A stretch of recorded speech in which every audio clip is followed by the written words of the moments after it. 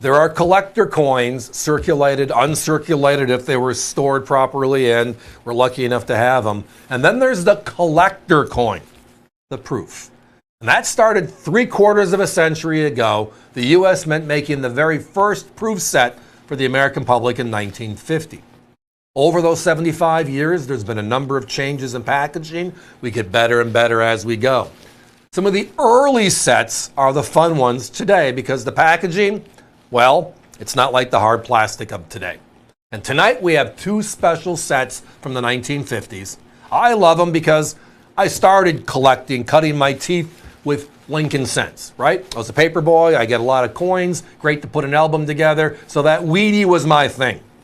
Well, the last two Wheatie proof sets are 57 and 58. And tonight we have them both, but look at the price. Yes, $59.95 for a 90% silver proof set.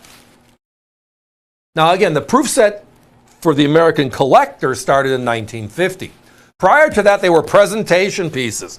They were made for visitors, they were made for Congress, they were made for everybody but us. So in 1950, that all changed. At that time, they put them in flips in a little box. And that stayed that way until 1955. In 1955, we moved to what they call a polypack envelope. And you're seeing that right here.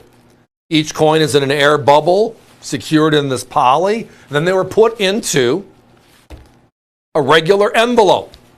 And they would just tell us in the bottom left what they were. 57 proof set PC, 58 proof set PC. The significance here is twofold. And it's two categories. The first category is the Lincoln cent. These are the last two Wheaties in proof. Now, many of you probably saw these sets before like this.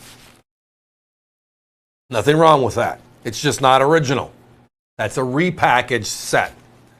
Now, the government over the years has taken that repackage, and in 1968, we moved to the hard plastic lens we currently see today. So these are the original polypacks and the original envelopes. That's what OGP stands for. So we have the Lincoln cents as category 1. But then we're going to jump to the 90% silvers. 3 coins per set: dime, quarter, half dollar. Roosevelt dime, Washington quarter, and Franklin half dollar. 90% silvers. Each year they made P's and D's for circulation, and then they made a Philadelphia proof. You'll notice these older proofs are just big mirrors. You've seen other proofs on our shows, Proof Silver Eagles and others, where you see that frosted contrast. That really didn't start until the 1980s. These are Generation 1 Philadelphia.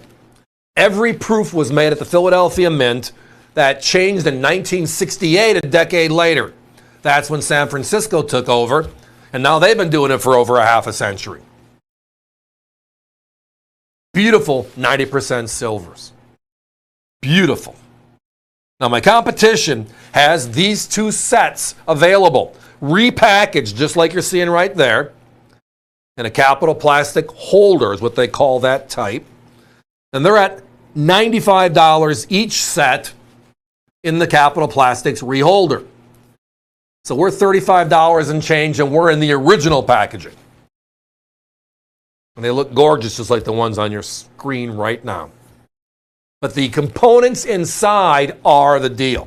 The rarest, the P's and D's for circulation, and then this proof.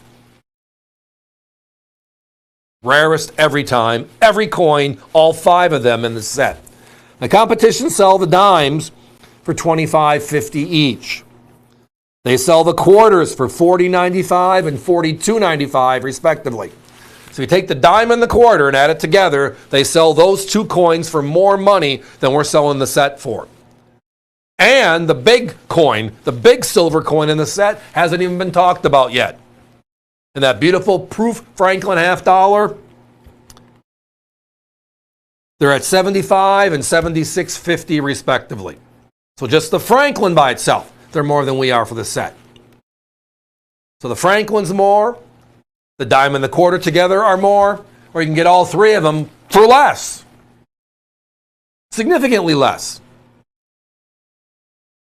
I mean, the breakdown on this is and again, the only way you can get a proof dime from 1957 is breaking one of these sets. Now, the number of sets made back then in history, understanding that the height of proof set collecting in this country, we were in the over 3 to just under 4 million proof sets a year. But these earlier years are just significantly smaller. 1957 is 1.2 million. 1958 is only 875,000. You add up the dime, the quarter, and the half dollar in silver, right?